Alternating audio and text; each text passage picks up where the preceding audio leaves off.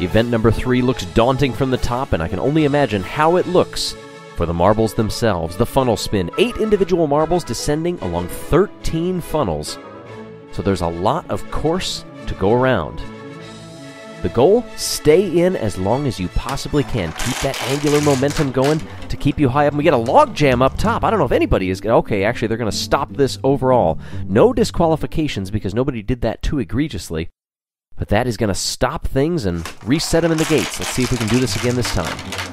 Once they get through the first one, I think the likelihood of a stoppage is even better. Oh, a ball bearing, it sounds like, is going to be released after the second funnel is empty, just in case we do get something like that again. Minty Maniacs were in a good position in funnel number 1. They're still dancing around that opening in 2. Meanwhile, we've got several down on 5. Minty Maniacs, who lead this tournament so far with 19 points. Can they extend their championship lead?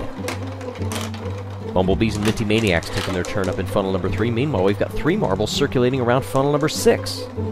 Not where they want to be. They're hoping that maybe a marble can come down and help them bump them out away from that opening because, oh, and we just had one that streaked right through funnel 7 directly down to 8. That's not going to help. Meanwhile, look up top there. Minty Maniacs still holding on to their lead up in funnel number 4.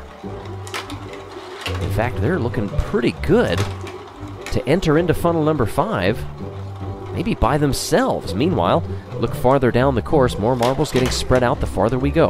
All right, there's the Minty Maniacs down into 5. As the camera pans slightly slower.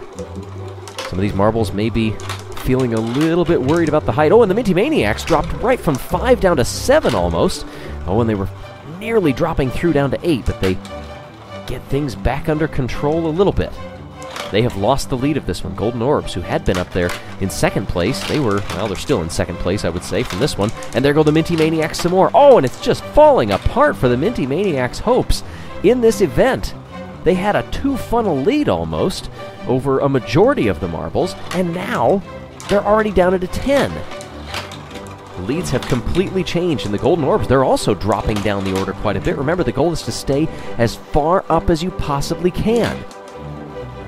Already one is down into the final funnel. Number 13. Unlucky number 13 if you're the only marble in it, and you're the first one to go through it. That dubious distinction goes to the Green Gang. They pick up 1 point. Minty Maniacs have kind of gotten things back together, now sitting in 3rd place, trying to hold on and get 7 points from this event. Meanwhile, a lot of marbles doing everything they can to try to stay away from that opening. Things changing a little bit down there at the bottom. The Golden Orbs, they drop through. And I believe I misspoke earlier. I called the Bumblebees the Golden Orbs. They come through in 6th, so just 1 off of the Golden Orbs. But still, they were up there in 2nd place for a while.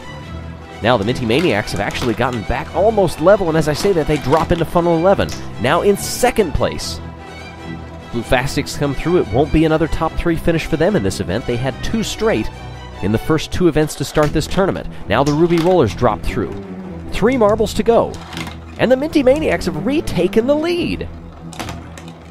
Clever spinning, clever rotation back up there just to let the other marbles spin around and drop on through. But we've seen them skyrocket through a couple of funnels. Can they keep that from happening again? Valiant Violets, they'll pick up the bronze here. Minty Maniacs comes through, and it looks like they're going to drop into the final funnel first. Question is, will they keep spinning, or will they be relegated to 2nd place after a brilliant start to this event? And it looks like they will. It's going to be oh so close. You see the time differences up there on the left.